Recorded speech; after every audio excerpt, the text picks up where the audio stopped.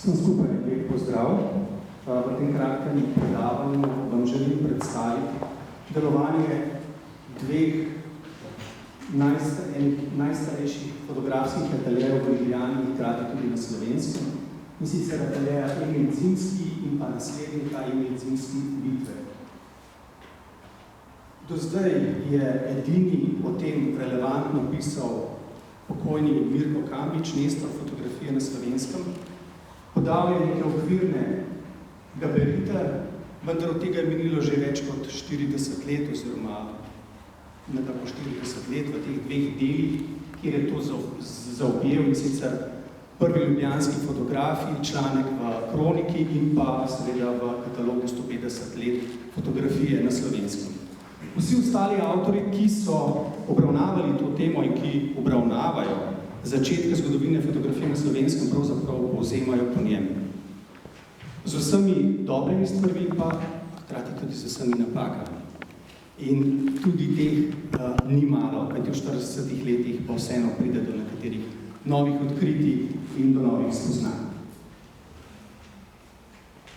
Emil Zimski pripada prvi generaciji fotografov na Slovenskem, poklicnih fotografov, ki so odigrali izjemno pomembno vlogo. To so bili ljudje, nosilci industrijske in tudi kulturne revolucije. Kajti takrat naprej fotografija pride med ljudmi. Vse do tedaj je bila podoba, portret, pokrajina lahko samo v obliki platen, v meščanskih hišah, v plemiških gradovih, v cerkvah. Od takrat naprej je bil portret dostopen vsem.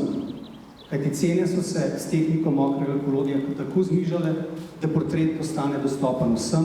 Ljudje so si to izmenjavali, to je postalo modno, želeli so imeti doma podobe svojih sorodnikov, s tem se začne ustvarjati vizualna, osebna identiteta, identiteta krajev, držav in konec koncev s tem nastaja vizualni arhiv sveta.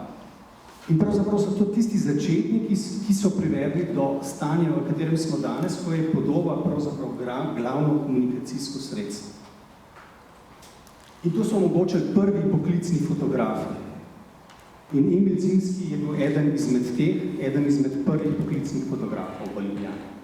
Rojen je bil 1824 v mestu Kozlin v Prusiji, danes to mesto leži na Poljskem. Svojo mladost je preživel v Prusiji, njegov oče bil računovodja, in potem se leta 1851 znajde v Ljubljani, kjer magistrat prosi, da bi odprl podjetje z področja knjigoveštva in pa galanterije.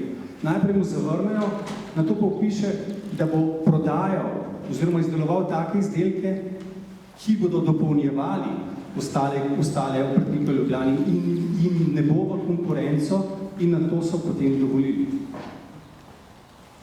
To je bila njegova glavna poklicna pot do leta 57-58, ko doživi brodolom podjetniški. Bankrotira in vsa njegova lastnina je bila potem dana na aukcijo. Saj tako je sklepati iz pisanja časopisa. No, že pred tem pa je v Ljubljani, v Leibnicher Zeitungu oglaševal, da izdeluje portrete v tehniki daguerreotipije. To je bilo leta 52. Leta 53 poleti pa je ravno tako v Leibnicher Zeitungu oglaševal, da bo šel v Kranj, kjer je tudi ponujal izdelavo daguerreotipij, in to je prva znana omemba fotografske dejavnosti v mestu Kranj. Prej omenjeni Mirko Kambič je Ernesta Pogorelca v svojih delih označil za pionirja poklicne fotografije in ateljejske fotografije na Slovenskem. In za njim tudi vsi ostali. Še danes se ga drži ta aureola, da je bil prvi poklicni fotograf na Slovenskem, ko je odprl leta 1959 fotografske atelje v Ljubljani. Kambič je izhajal iz ljubljanske obrtne knjige, ki jo hrani zgodovinski arhiv Ljubljane, kjer je on dejansko prvi vpisan z letom 1959. Vendar Kambič ni vedel, da je bila ta knjiga nastavljena leta 1958. Kako je nastala ta knjiga, je tudi zanimiva zgodba. Namreč ljubljanski podjetnik Valentin Laznik je želel pri kavarni svoje žene odpreti tudi točilnico žganja.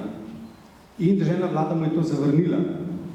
Ampak, ko gre seveda za vprašanje alkohola, se Slovenci ne hecamo in smo brezkompromisni, možak se je pritožil na Dunaj in pritožbo dobil.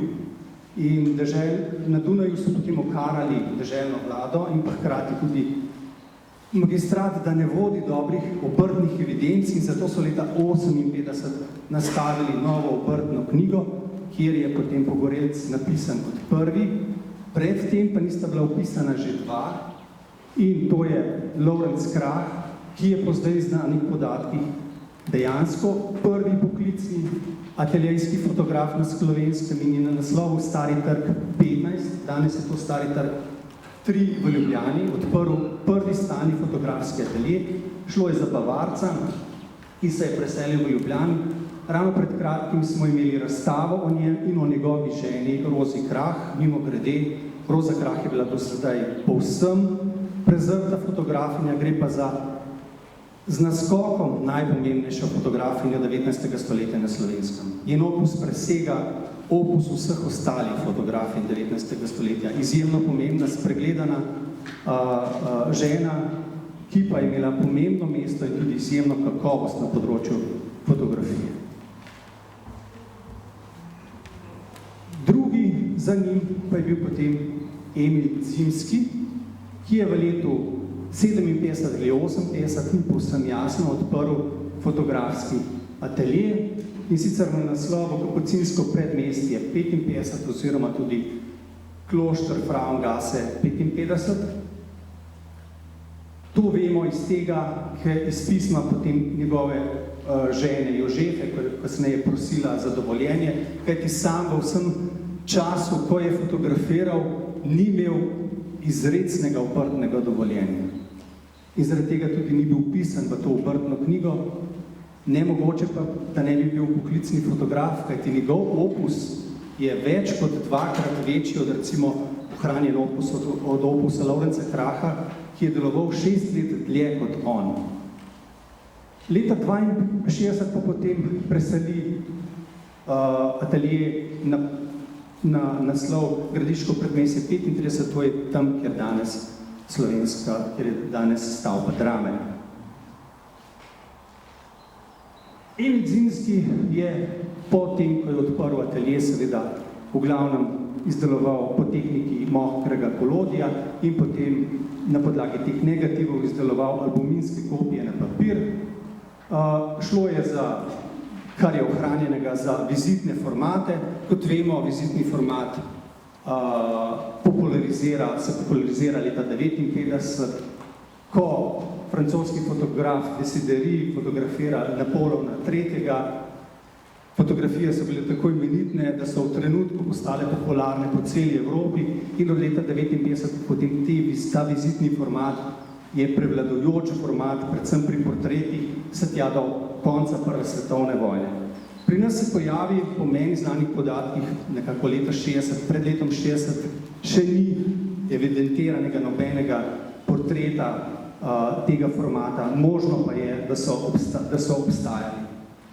Emil Zimski je bil v primerjavi z ostalimi konkurenti v Ljubljani, ki so se v 60-ih letih kar namnožili, tako da pisec v feljtonu v Leibacher Zeitungu piše, da je Ljubljana fotografski Eldorado. Namreč, tako so se namnožili in tako dobro so delali, da je hkrati tudi omenil, da če bi na vseh področjih Ljubljana tako napredovala kot na področju fotografije, da bi se živelo bistveno boljše. No, od vseh ostalih konkurentov je izstopal po razkošnem ateljeju. Skupaj z Josifom Diviševskim, ki je deloval samo 1 leto dobro v Ljubljani, je imel najbolj glamurozen atelje s stoli, kulisami, stebrički, mizicami, tepihi in tako naprej. In tudi, ko opazujemo portretirance, lahko opazimo, da je šlo za višji sloj. Plemstvo, bogate meščane, kajti njihova uprava govori sama zase. Kot že rečeno, pred letom 1860 ni evidentiranega nobenega dela, gotovo pa v naših fotografskih fondih in zbirkah so problemi samo v tem, ker te fotografije niso evidentirane oziroma niso podpisane. Šele potem, ko nastane vizitni format, ko je odtisnen grafična podoba fotografov, vemo za avtorje in vemo, ko pa vemo, kdaj so bili avtori, kdaj so delovali, lahko tudi potem datiramo. Večina teh njegovih ohranjenih fotografij je žal neidentificiranih, med portretiranci pa najdemo precej znanih meščanskih rodbin, kot so Češko, Trpinc, Starej in tako naprej, pa tudi ogledne klerike. Mogoče najbolj znan portret je portret Julije Primic, poročene Šojhelštul. Vidimo, da gre za njegov atelje. Ko sem vprašal knjižnico, če je vzadej napisan fotograf, so mi potrdili, da gre za Emila Zimskega. V ateljeju Emil Zimski sta delovala tudi dva zelo pomembna fotografa, ki sta zaznamovala ljubljansko fotografijo. To sta Lorenz Funtek. Tudi v njem smo pripravili razstavo in pa izdali katalog. Pred 2 leti izjemno zanimiv mož, dober fotograf, z mogoče še bolj zanimivo življenjsko zgodbo in pa življenjsko zgodbo celotne rodbine. In pa Jozef Švegar, ki je vsaj od maja 1963 deloval v ateljeju najprej Emil Zimski tik pred smrtjo, Emil je potem junija umrl in potem je deloval kot glavni fotograf tudi pri njegovi ženi. Leta 1968-1969 pa se preseli v Novo mesto in tam odpre fotografski atelje. Kot rečeno, leta 1963 Emil Zimski umre in njegovo delo prevzame njegova vdova, Jožefa Tratner, in ga vodi potem do leta 1971. Prvi fotografski mojster je bil, kot rečeno, Švegar, naslednji pa je bil Julius Mayer. Julius Mayer, izjemno pomemben ljubljanski fotograf, ki je deloval do leta 1914, najprej seveda v ateljeju Emil Zimski, potem pa leta 1974 ustanovi svoj fotografski atelje in ni čudno, da poleg portretov krajin, poleg portretov oseb imamo tudi krajine.